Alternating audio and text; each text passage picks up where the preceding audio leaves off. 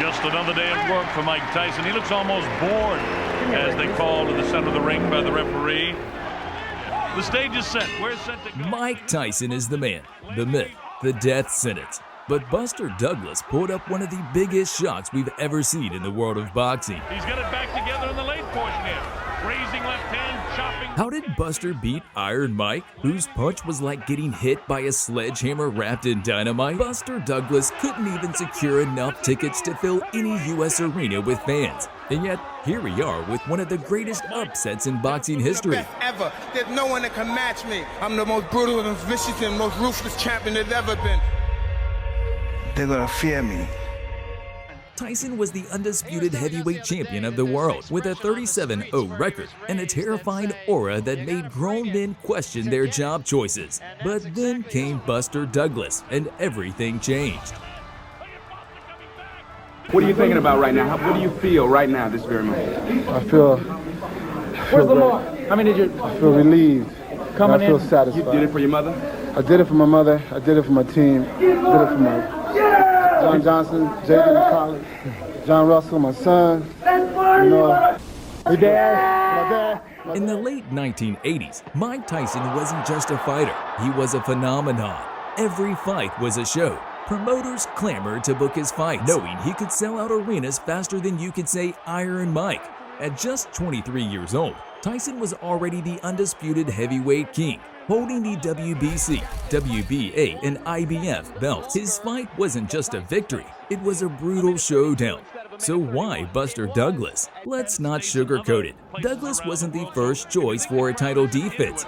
Tyson's team saw this fight as a tune-up for bigger paydays against the likes of Evander Holyfield. In fact, most of the boxing world viewed Douglas as a filler opponent, a name to pad Tyson's already impressive resume. Douglas's camp, on the other hand, saw a chance. This was their shot at fame. Despite being a huge underdog, Douglas had quietly built a reputation as a solid, skilled fighter. He wasn't flashy, but he was driven. And for $1.3 million, Douglas accepted the challenge to face the most feared man in boxing in Tokyo, Japan, a location picked more for convenience than for hype.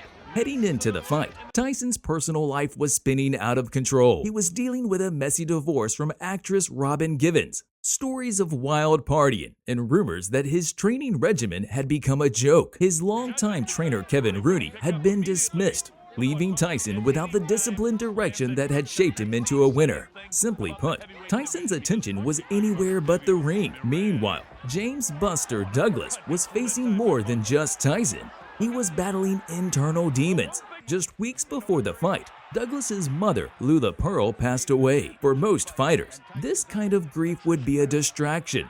But for Douglas, it became the reason his blood boiled. He committed the fight to her memory, vowing to give everything he had. The advertising buildup, however, was one-sided. Tyson's camp barely recognized Douglas as a threat. Commentators and analysts expected a swift knockout, and fans saw this as another routine Tyson beatdown. The odds mirrored that sentiment. Tyson was a 42-1 favorite, but behind the scenes, Douglas was planning for the fight of his life. On February 11, 1990, at the Tokyo Dome in Japan, the mood was electric, though not quite what you'd expect for a heavyweight title fight. They picked the Tokyo Dome at Tokyo, Japan for the fight. But you might ask, why Tokyo? That's because Tyson was so powerful that nobody in the US cared to watch him bulldoze yet another opponent. Tyson's dominance had created a feeling of inevitability. On my left, really needing no introduction the world over. He's ready to fight out of the red corner and attired in black trunks. Hailing from Catskill, New York, he weighed in at a ready 220 1/2 pounds. His outstanding record, 37 wins, no defeats, with 33 big wins by way of knockout. He's making his 10th defense of the heavyweight crown, introducing the undefeated, undisputed heavyweight champion of the world, the one and only Iron Mike Tyson. The crowd wasn't there to see if Tyson would win, but how fast he'd knock Douglas out. Douglas walked into the ring with the weight of the world on his shoulders, but also with an unbreakable calm. His corner oozed confidence, a stark contrast to Tyson's camp, which seemed almost nonchalant. Tyson entered the ring as he always did, black trunks, no rope, the picture of fear. But something was missing. The normal fire in his eyes wasn't there. From the opening bell, it was clear that this fight wasn't going to follow the script. As the fighters touched gloves, the difference was clear. Tyson, the destroyer, versus Douglas, the overlooked challenger.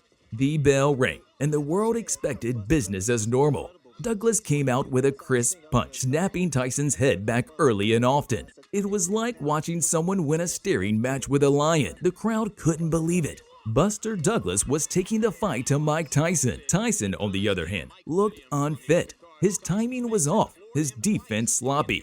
Instead of the calculated wrecking ball fans were used to seeing, Tyson looked like he was swinging at ghosts, desperate for the knockout punch that would restore order.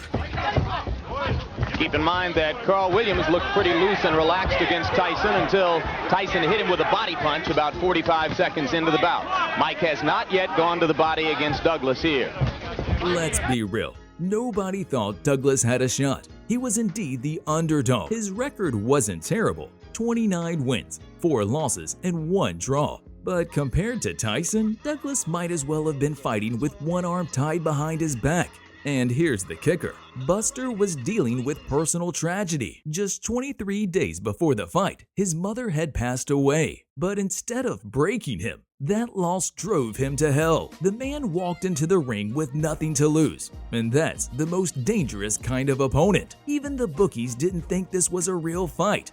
Tyson was a 42-1 favorite. That's the kind of odds you'd give a goldfish fighting a shark. The world expected Tyson to handle Douglas in a classic Tyson fashion. A couple of hooks, a couple of uppercuts, and good night, Irene.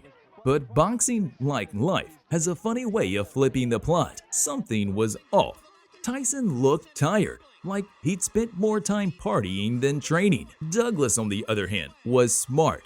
He wasn't just surviving. He was thriving. By the second round, Douglas was hitting jabs that snapped Tyson's head back like a Pez dispenser. And here's the thing about Tyson. He wasn't used to getting hit like that. The dude had built his entire career on fear.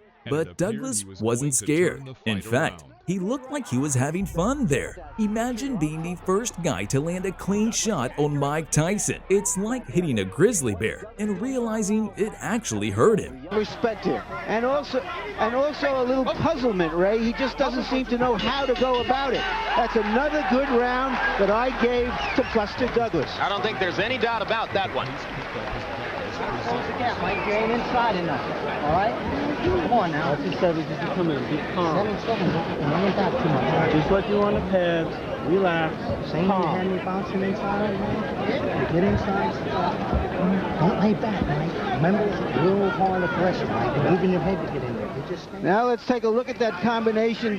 Douglas firing away. That right was high. Came back with a nice short left, a left jab. Came up with a right and a left that missed. And there he comes back, still punching. Ordinarily, in that kind of situation, Ray, Tyson likes to duck, let the other man fire and finish, and then come back with his punch. And what Douglas did so cleverly was to smother him and not give him a chance to throw back. That's what I'm surprised about, that Mike is not retaliating. As the rounds went on, it became clear that this wasn't Tyson's night. He was swinging wildly, looking for the killing punch that just wouldn't come. Meanwhile, Douglas was putting on a show. His jab was like GPS. It found Tyson's face every single time. And those combos? Beautiful. Douglas was fighting like a man possessed.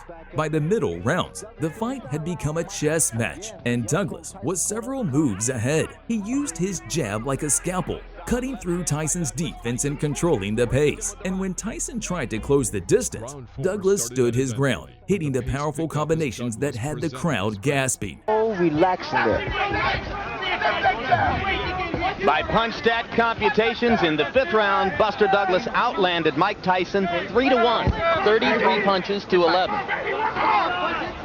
If anything, his dominance is increasing. Again, the leadoff rights, I'm very surprised they're landing like they are. Tyson landed an uppercut inside. By the fifth round, people started to wonder, could this actually happen? Could Buster Douglas, the guy nobody believed in, pull off the biggest upset in boxing history? Tyson's corner certainly wasn't helping. Between rounds, they looked like they were winging it, using an ice bag from the hotel refrigerator to treat his swelling eye. It was amateur hour. Yeah, Mike, you're still laying on the outside on this guy. You got to back this guy up, right? You got to go to his body. Once you get inside, you got to punch, Mike. You definitely got to punch when you get in there, all right? When you get inside, don't look to hold. Use your hands. Set on your knees. You got your 2 punches going to me. Then came the 8th round, and Tyson did what Tyson does. He hit a brutal uppercut that dropped Douglas like a sack of potatoes. For a moment, it felt like the world was back in order. Tyson was about to do what Tyson always does, close the show. But Buster got up. Let me say that again. Buster got up. He wasn't done. The 8th round was where the drama hit its peak. Tyson, trailing on all scorecards, landed a ferocious uppercut that sent Douglas crashing to the mat. For a moment, it felt like the fight was over. Tyson had done it again, but Douglas beat the count, a controversial one, some say to this day, and got back to his feet. And what happened next was nothing short of amazing. He wasn't going out like the rest of Tyson's victims, and that, my friends, was the turning point. Tyson is holding on. I've never seen this happen before with Mike Tyson. He's always been an initiator.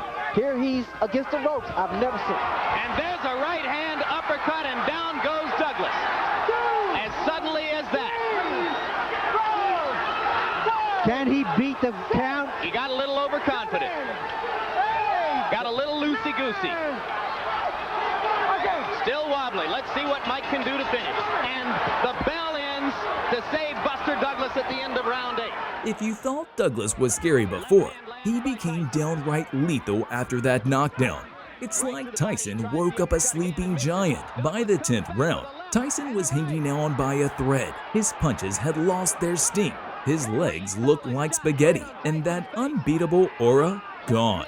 Douglas saw his chance and went for the kill. A series of punches sent Tyson reeling, and then it happened. A monstrous uppercut followed by a flurry of shots that sent Tyson crashing to the ground. And here's the wild part. Tyson couldn't even find his mouthpiece. He was scrambling on the ground like a guy looking for his keys in the dark. Now, if I was Douglas, I would move now. Just move around. Tyson was a shell of himself. His punches lacked their normal ferocity, and his legendary head movement was nowhere to be seen.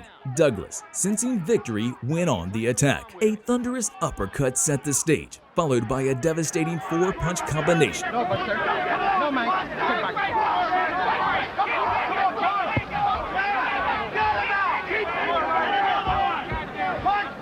This is high drama, and the crowd here is greeting it by and large with stony silence. Probably disbelief, Jim. They came to see Godzilla, and the wrong guy appeared to be Godzilla until that knockdown. The left eye of Mike Tyson's near to close now. Shades of Ray Leonard against Tommy Hearns. Douglas coming back with a left and right. Tyson is wobbling.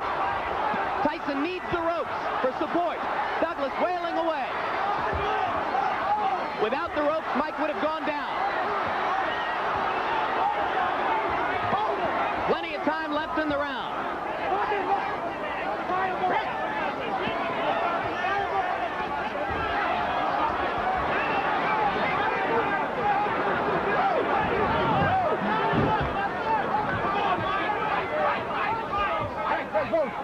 Both fighters weary from the pitched battle.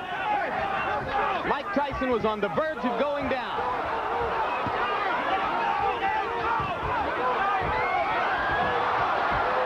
And again, the champion wobbles back to the ropes.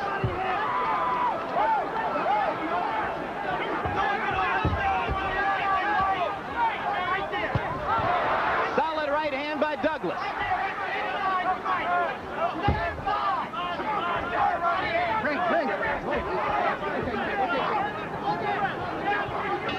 The most action-filled, heavy punching exchange round of Mike Tyson's career. And Mike Tyson is hurt. His eye is closing. That sent Tyson to the ground for the first time in his career. The crowd erupted as the unthinkable occurred. Tyson scrambled to find his mouthpiece, shoving it halfway into his mouth as the judge counted him out. And just like that, the fight was over. The indestructible Mike Tyson had been beaten. Buster Douglas had pulled off the biggest upset in boxing history. The Tokyo Dome was buzzing, and the world was in shock. Tyson looked lost, his aura of invincibility destroyed. Douglas, and down goes Tyson.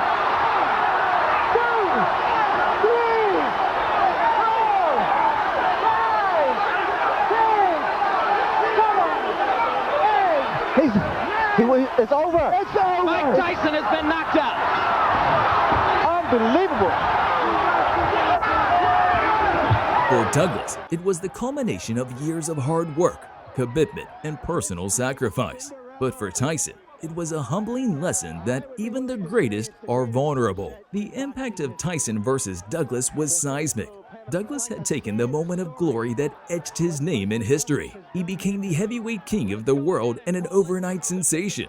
But his rule was short-lived. He lost the title to Evander Holyfield in his very next fight. For Tyson, the loss marked the beginning of a downward slide. He would go on to face legal problems, personal setbacks, and a long road back to redemption. But in many ways, that night in Tokyo made him more human and more relatable to his fans. The unbeatable Mike Tyson had been beaten. The world was in shock. Tyson looked confused, like someone had just told him Santa Claus wasn't real. And Douglas? He had just pulled off the biggest upset in the history of sports. So what happened? How did the baddest man on the planet lose to a 42-1 underdog? First, let's talk preparation, or lack thereof. Tyson's training camp was a joke. The man was more interested in drinking than sparring. While Douglas was running miles and hitting the heavy bag, Tyson was out living the good life. You can't train for a fight in the VIP area, Mike. Second, Tyson misjudged his opponent. He walked into that ring thinking it was just another paycheck, but Douglas wasn't there to collect a check. He was there to make history. And finally, Douglas fought the right fight. He used his jab to keep Tyson at bay, exploited his defensive mistakes, and never let up. It was a lesson in how to beat a bully. The impact of this fight was monumental. Tyson's loss sent shockwaves through the fighting world. The sense of invincibility was gone. Suddenly, Iron Mike looked human. What's your least favorite fight?